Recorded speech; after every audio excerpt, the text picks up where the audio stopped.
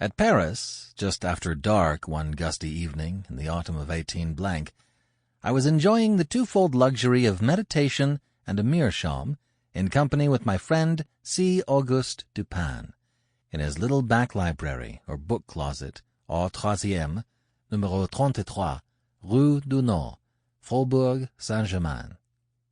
For 1 hour at least we had maintained a profound silence, while each, to any casual observer, might have seemed intently and exclusively occupied with the curling eddies of smoke that oppressed the atmosphere of the chamber.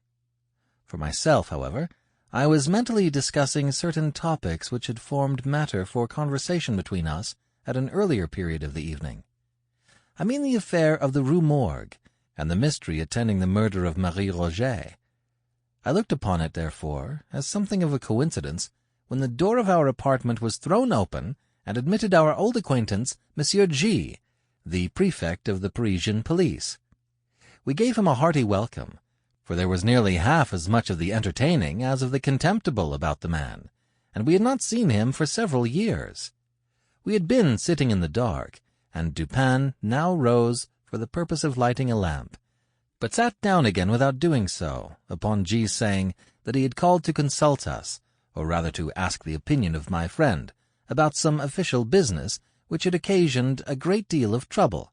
"If it is any point requiring reflection," observed Dupin, as he forbore to enkindle the wick, "we shall examine it to better purpose in the dark."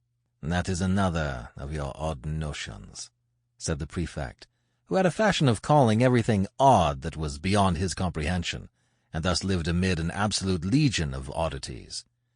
"Very true," said Dupin, as he supplied his visitor with a pipe and rolled towards him a comfortable chair. "And what is the difficulty now?" I asked. "Nothing more in the assassination way, I hope?" "Oh, no, nothing of that nature. The fact is, the business is very simple indeed, and I make no doubt that we can manage it sufficiently well ourselves. But then I thought Dupin would like to hear the details of it, because it is so excessively odd." "Simple and odd," said Dupin. "Why, yes.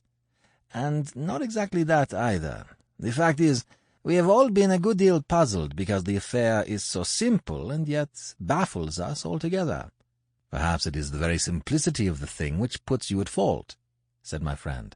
"What nonsense you do talk," replied the prefect, laughing heartily. "Perhaps the mystery is a little too plain," said Dupin. "Ah, good heavens! Whoever heard of such an idea?" Sample complete. Ready to continue?